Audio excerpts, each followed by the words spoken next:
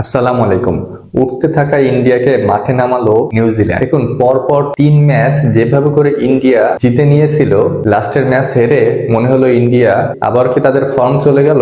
দেখুন, ইন্ডিয়া এখন যে ফর্মে আছে আমি মনে করি যেন সর্বকালের সেরা ফর্মেই আছে টি-20 র্যাঙ্কিং এ, এবং তাদের প্রত্যেকটা ব্যাটসম্যান যেভাবে করে আগুনে ব্যাটিং করে তাতে করে সবাই দারুণ ফর্মে রয়েছে। যারা ফর্মে ছিল না তারাও ফর্মে ফিরেছে। কিন্তু ধরুন এরকম একটা ম্যাচ যদি সেমিফাইনালের মতো পর্যায়ে গিয়ে পড়ে এবং ইন্ডিয়া যদি হেরে যায় তাহলেই কিন্তু বিদায় নিশ্চিত। যাই হোক, ইন্ডিয়া যে ফর্মে রয়েছে তাদের জন্য বিশ্বকাপটা জেতা এখন সময়ের ব্যাপার। তারপরও যদি অঘটন ঘটে যায় সেমিফাইনালের মতো জায়গায় তাহলে কিছু করার থাকবে না কিন্তু ইন্ডিয়া। দেখুন, ইন্ডিয়া কালকে গত ম্যাচটা কিন্তু জিততেই পারতো। এই ম্যাচে কিন্তু দুইটা জায়গায় ইন্ডিয়ার জেতার সম্ভাবনা ছিল এবং দুইটা জায়গায় ইন্ডিয়া হেরে গিয়েছে। কোন দুইটা জায়গায় চলুন একটু দেখে নেওয়া যাক।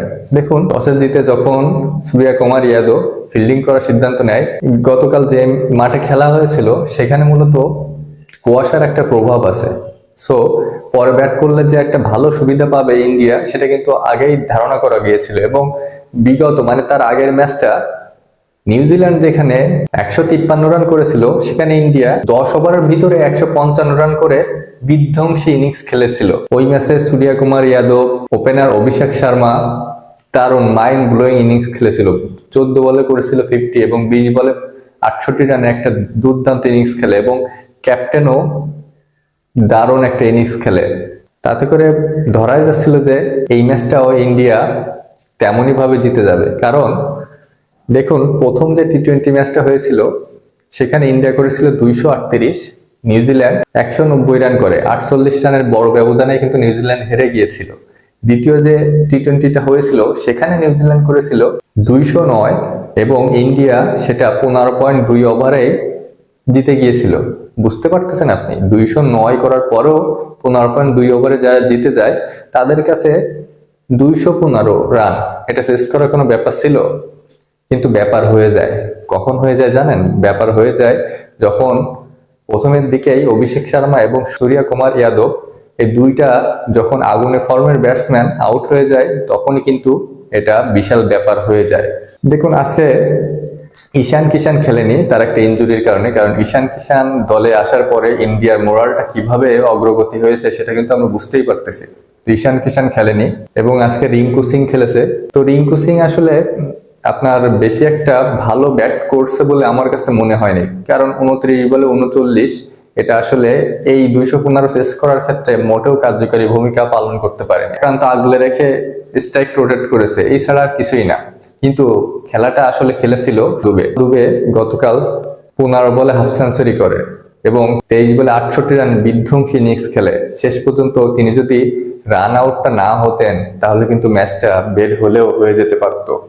কারণ তিনি যখন আউট হন তখন ইন্ডিয়ার 31 বলে 71 রান লাগতো। তিনি কিন্তু থাকলে ম্যাচটা ঘুরে গেলেও যেতে পারতো। ব্যাটিং ইনিংসে নিউজিল্যান্ডের হয়ে সর্বোচ্চ রান করেছে কে জানেন? Team Seifert. টিম সেইফার্টের প্রথম ওভারে যখন তিনি 1 রানও করেননি তখন কিন্তু তার একটা লিডিং এজ হয়েছিল এবং বুমরা ধরতে ধরতে বলটা ছেড়ে দিয়েছিল।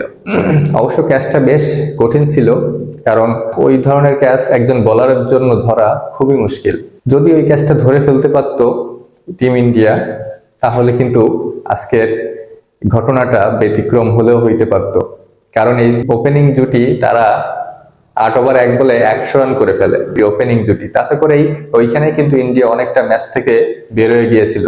তারপরে মাঝখানে অনেক করে উইকেট ফেলতে পারে ইন্ডিয়া, কিন্তু কাজের কাজ কিন্তু এই ওপেনাররাই করে দিয়ে গিয়েছিল এবং 215 রান করার ক্ষেত্রে শেষের 3 ওভারটাও কিন্তু খুব গুরুত্বপূর্ণ রোল প্লে করেছে।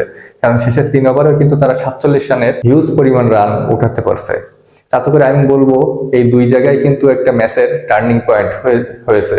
প্রথমে ওই ওভারটা, ওই ক্যাচটা মিস করা এবং শুভমান দুবের রান আউটটা, এই দুইটা না হলে হয়তোবা ইন্ডিয়া ম্যাচটা জিতে গেলেও জিতে পারতো। কিন্তু ইন্ডিয়ার এই হারটা তাদের কিন্তু একটা বড় টেনশনেরই কারণ। কারণ নিউজিল্যান্ড কিন্তু সিরিজ হেরেছে, কিন্তু এই 4th টি-20টা এসে জিতে তারা কিন্তু আবারও কনফিডেন্স ফিরে পেল এবং পঞ্চম টি-20টা যদি নিউজিল্যান্ড জিতে যায় তাহলে কিন্তু ইন্ডিয়ার মোরালটা অনেকখানি ডাউন হয়ে যাবে। আপনি কি মনে করেন অবশ্যই জানাবেন, ভালো লাগলে পাশে থাকবেন। ধন্যবাদ।